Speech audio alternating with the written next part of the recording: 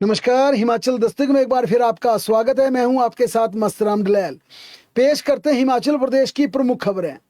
राज्य की अर्थव्यवस्था को पटरी पर लाने के लिए हिमाचल प्रदेश के मुख्यमंत्री सुखविंदर सिंह सुक्खू ने काम ज्यादा और साहब कम करने का फार्मूला इजाद किया है और इस फार्मूले को धरातल पर उतारने के लिए राज्य की सरकार ने प्रयास तेज कर दिए हैं। इसके लिए सुक्खू सरकार ने अफसरशाही के खर्चे कम करने के लिए सर्जिकल स्ट्राइक शुरू कर दी है। पुख्ता सूचना के अनुसार हिमाचल प्रदेश की कांग्रेस सरकार ने राज्य की टॉप अफसरशाही के काडर में कटौती का प्रस्ताव तैयार कर केंद्र को भेज दिया है। इसके तहत ऑल इंडिया सर्विसेज यानी आईएएस काडर के 7 पदों को कम कर दिया जाएगा। इसी तरह ऑल इंडिया फॉरेस्ट सर्विसेज यानी आईएफएस काडर के 31 पदों पर कैंची चलाई जाएगी। इस आधार पर सुक्खू सरकार all India police services IPS अधिकारियों के काडर की भी समीक्षा करने की तैयारी में है। राज्य सरकार ने यह प्रस्ताव मंजूरी के लिए केंद्र को भेज दिया है।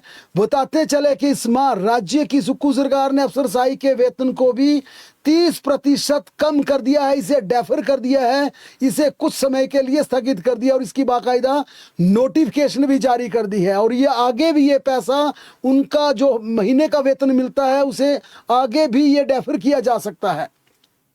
लेकिन यहां पर जिस प्रकार से सरकार ने ब्यूरोक्रेसी के काडर के पदों पर कैंची चलाने का फैसला लिया है, इसमें दरअसल राज्य को क्या फायदा हो रहा है ये समझने का प्रयास करते हैं। हिमाचल प्रदेश में टॉप रैंक के एक ब्यूरोक्रेट का मासिक वेतन 4 से 5 लाख रुपए के करीब आता है। यानी जो principal secretary, additional chief secretary, DGP, इस रैंक के जो आला अधिकारी हैं उनका बेसिक वेतन ही 2 लाख से ज्यादा होता है और तमाम जो भी बेसिक वेतन के साथ दूसरी वेतन की सुविधाएं जुड़ती हैं, जिसमें चाहे वो महंगाई भत्ता है या तमाम तरह की सुविधाएं मिलती हैं, वो वेतन जाकर करीब करीब 4 से 5 लाख हो जाता है। गाड़ी बंगला, क्योंकि उस बंगले के रखरखाव पर, गाड़ी की मेंटेनेंस पर ड्राइवर दिया जाता, पीए दिया जाता, स्टाफ दिया जाता है।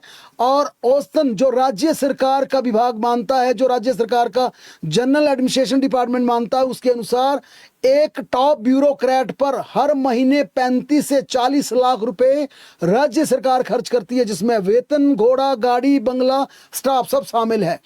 बड़ी बात यह है कि राज्य की ब्यूरोक्रेट पर हर महीने होने वाले इस खर्चे पर, जिसमें करीब करीब ये माना जा सकता है कि 40 लाख के आसपास ये खर्च बनता है, इससे हिमाचल प्रदेश में हर महीने 4,200 लोगों को सामाजिक सुरक्षा पेंशन दी जा सकती है। यानी 1,500 रुपए सामाजिक सुरक्षा पेंशन दी जाती है, जबकि 40 लाख एक ब्यूरोक्रेट का खर्च आता है, तो इतने में लोगों को सामाजिक सुरक्षा पेंशन दी जाती है। इतना ही नहीं, एक ब्यूरोक्रेट पर खर्च होने वाली राशि के बराबर 2900 आउटसोर्स के कर्मचारियों को वेतन दिया जा सकता है। यानी राज्य में आउटसोर्स कर्मचारियों को 12-13 हजार दिया जा रहा है, लेकिन एक ब्यूरोक्रेट पर करीब करीब 40 लाख रुपया हर महीने खर्चा होता है। और अगर एक ब्यूरोक्रेट का पद कम कर दिया जाए तो आउटसोर्स के यहां पर 2900 कर्मचारियों को उसके बराबर, एक ब्यूरोक्रेट के बराबर उसके वेतन का खर्चा किया जा सकता है। और राज्य सरकार चाहे तो हिमाचल प्रदेश के आउटसोर्स कर्मचारियों को ऑन एन एवरेज उनका वेतन 2 से 3 गुना कर भी दिया जाए, तब भी राज्य के यहां पर जो टॉप ब्यूरोक्रेसी है उसके बराबर राज्य के 25,000 कर्मचारी जो आउटसोर्स पर हैं, अगर इन दोनों का यहां पर वेतन का तुलना की जाए तो करीब करीब ये वेतन बराबर बनता है। यानी जितनी हम टॉप की ब्यूरोक्रेसी पर खर्च कर रहे हैं, उतना ही 20 से 25,000 आउटसोर्स कर्मचारियों पर खर्चा कर रहे हैं। इससे आप अंदाजा लगा सकते हैं कि आईएएस, आईपीएस, आईएफएस इस काडर से राज्य सरकार के खजाने को कितनी यहां पर चपत लग रही है। हालांकि जरूरत के अनुसार पद होने चाहिए, क्योंकि हम चाहे त्रिपुरा का यहां पर नॉर्थ इंडिया के हम राज्यों की तुलना करते हैं या दूसरे प्रदेशों की तुलना करते हैं, तो हिमाचल प्रदेश इकलौता ऐसा राज्य है जहां पर आईएएस, आईपीएस, आईएफएस अधिकारियों के काडर की संख्या काफी ज्यादा है। इसके पीछे यह भी दलील दी जाती रही है कि हिमाचल प्रदेश पहाड़ी राज्य है, यहाँ की टोपोग्राफी के चलते काडर की संख्या बढ़ाई गई थी, लेकिन अब इसकी समीक्षा करने के बाद प्रदेश की सुक्खू सरकार ने अपना विजन दिखाते हुए इस काडर पर कैंची चलाने की तैयारी कर दी है। हिमाचल प्रदेश में आईएएस काडर की स्वीकृत संख्या 153 है। राज्य सरकार ने इसे घटाकर 147 करने का प्रपोजल केंद्र को भेज दिया है और साफ कहा है कि हमें इतने ज्यादा आईएएस की जरूरत नहीं है, इन्हें कम कर दीजिए। इसी तरह से आईएफएस काडर के स्वीकृत 114 पदों को घटाकर 83 करने की विस्तृत रिपोर्ट केंद्र को भेजी है, यानी आईएफएस के 31 पद कम कर दिए जाएंगे। ये कटौती का प्रस्ताव भेजा है और राज्य सरकार के इस प्रस्ताव को अगर केंद्र सरकार ने मान लिया तो इस समय जो टॉप की अफसरशाही है हिमाचल प्रदेश में, उसके 38 पद कम हो जाएंगे, जिसमें प्रशासनिक वन्य अधिकारियों के खर्चे और इस पर इन 38 पदों पर होने वाले खर्चे, जिसमें वेतन, घोड़ा गाड़ी, बंगला, तमाम ये अगर जोड़ लिए जाएं तो जीएडी का एक औसतन बताता है कि 168 करोड़ 168 करोड़ से ज्यादा की राशि हर साल बच जाएगी और ये राशि हिमाचल प्रदेश के विकास कार्य पर खर्च की जा सकती है। इतना ही नहीं, रिटायरमेंट के बाद इन तमाम अफसरों को, आला अफसरों को पेंशन की जो राशि है उसमें बचत हो जाएगी। इनके मेडिकल बिलों का भुगतान, अनावश्यक भुगतान यहाँ पर कम हो जाएगा। अब देखना ये कि जो राज्य की सुक्खू सरकार ने ये बीड़ा उठाया, क्या वाकई वो नियमों की परिपाटी में पद कम हो सकते हैं, काडर में कटौती हो सकती है, और अगर होती है तो कितनी होती है, ये देखने वाली बात होगी। लेकिन सरकार ने यहाँ पर पहल जरूर दिखाई है। इसी राज्य ने पहले काडर की संख्या बढ़ाने की मांग की थी, लेकिन व्यवस्था परिवर्तन के मूल नारे को देकर चल रही सुक्खू सरकार ने अब इसमें कटौती का प्रपोजल केंद्र को भेजा है। ये प्रयास हालांकि शांता कुमार की सरकार में भी हो चुका था, लेकिन तब मामूली पदों में कटौती हुई थी, उसके बाद फिर पदों को बढ़ा दिया गया था, काडर की संख्या को ज्यादा कर दिया गया था। हिमाचल प्रदेश में अब ससुर की इंक्रोचमेंट पर बहू के चुनाव लड़ने पर रोक का मामला पहुंच गया है, क्योंकि जिस प्रकार से पिछले कल नामांकन से ठीक एक दिन पहले पंचायती राज संशोधन विधेयक को राज्यपाल से मंजूरी दी गई थी और उसके बाद पूरे प्रदेश में हड़कंप का माहौल हो गया था, लेकिन आज सुबह ही ज्यों हिमाचल प्रदेश हाई कोर्ट के दरवाजे खुले, मंडी जिला के सराज के थुनाग बगसियाड़ की एक महिला मंडल हाई कोर्ट पहुंच गया। इस मामले में हाई कोर्ट में पीआईएल डाल दी गई है और उम्मीद की जा रही है, अधिवक्ताओं का दावा है कि कल इस पीआईएल पर सुनवाई हो सकती है, इसकी एडमिशन हो सकती है। अगर कल एडमिशन हो सकती है तो फैसला क्या आएगा ये देखने वाली बात होगी, क्योंकि हिमाचल प्रदेश में पंचायती चुनावों का नामांकन शुरू हो गया है और कल अगर इस पर सुनवाई नहीं हुई, कल इस पर फैसला नहीं आया, फिर ये मामला लट सकता है। लेकिन बड़ी बात है कि मंडी जिला के बगसियाड़ के महिला मंडल ने इसे लेकर यहाँ पर पिटीशन दायर कर दी है। प्रदेश में पंचायत चुनावों के लिए आज नामांकन प्रक्रिया शुरू हो गई। कई जगह दावेदार ढोल, नगाड़ों और समर्थकों के साथ नामांकन पत्र दाखिल करने के लिए पहुंचे। इस दौरान प्रत्याशियों ने भीड़ जुटाकर शक्ति प्रदर्शन भी किया। मंडी जिला के जोगिंद्रनगर के नेर घर बासड़ा बाढ़ से भारतीय जनता पार्टी ने एक कांग्रेस परिवार से जुड़ी एक महिला को जिला परिषद का अपना प्रत्याशी बना लिया। हालांकि ये पार्टी सिंबल पर चुनाव नहीं हो रहा है, लेकिन भाजपा अपने समर्थित कैंडिडेट की बाकायदा सूची जारी कर रही है। नेर घर बासड़ा बाढ़ से बिंदुवाला को भाजपा ने अपना प्रत्याशी घोषित किया है।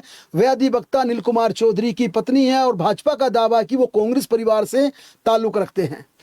हिमाचल प्रदेश के दुर्गम जिला चंबा के सलूनी तहसील की संगनी पंचायत में वोटर सूची को लेकर सवाल खड़े हो गए और मामला हिमाचल प्रदेश हाई कोर्ट पहुंच गया।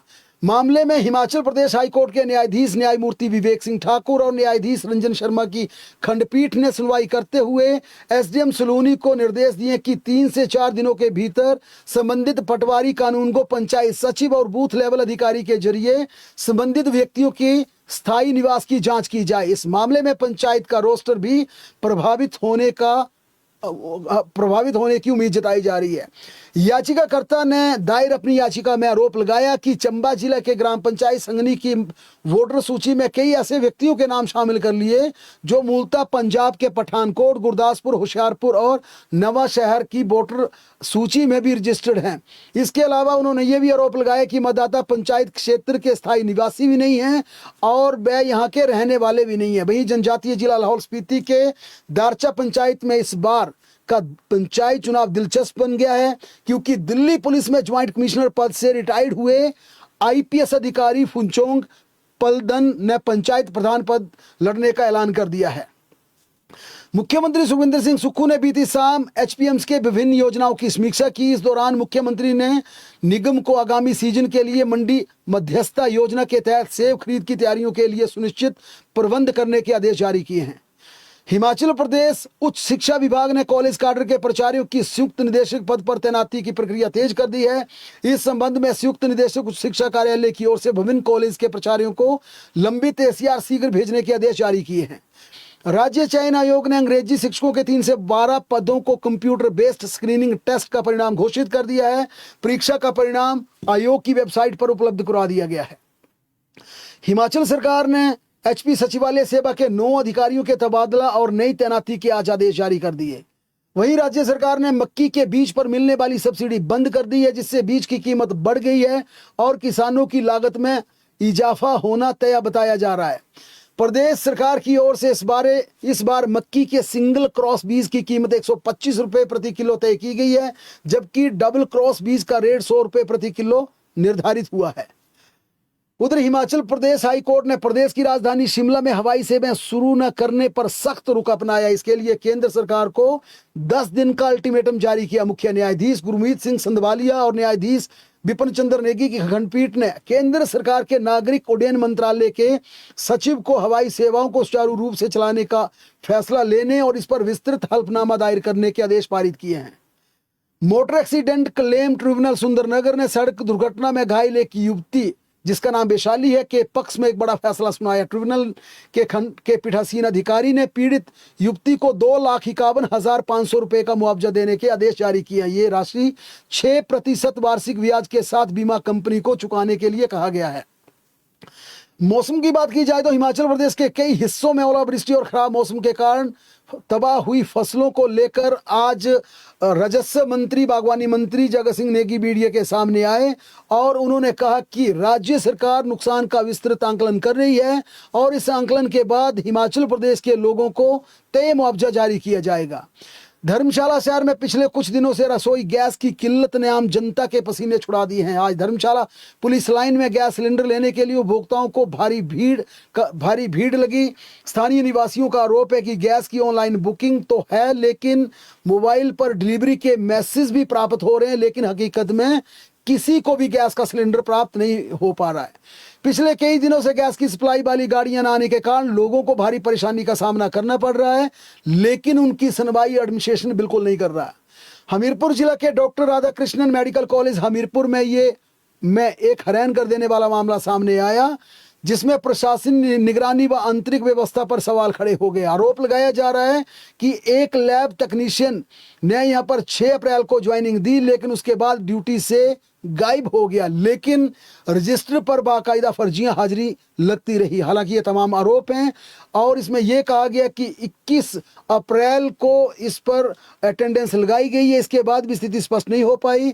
अहम सवाल यह कि जब कर्मचारी ड्यूटी पर मौजूद नहीं था तो उसकी हाजिरी किसने लगाई और किन परिस्थितियों में हाजिरी दर्ज हुई। हालांकि ये तमाम आरोप हैं, इन आरोपों की जांच भी वहां पर शुरू हो गई है कि क्या वाकई इस तरह का मामला हुआ है या फिर इस तरह के बदनाम करने की साजिश है।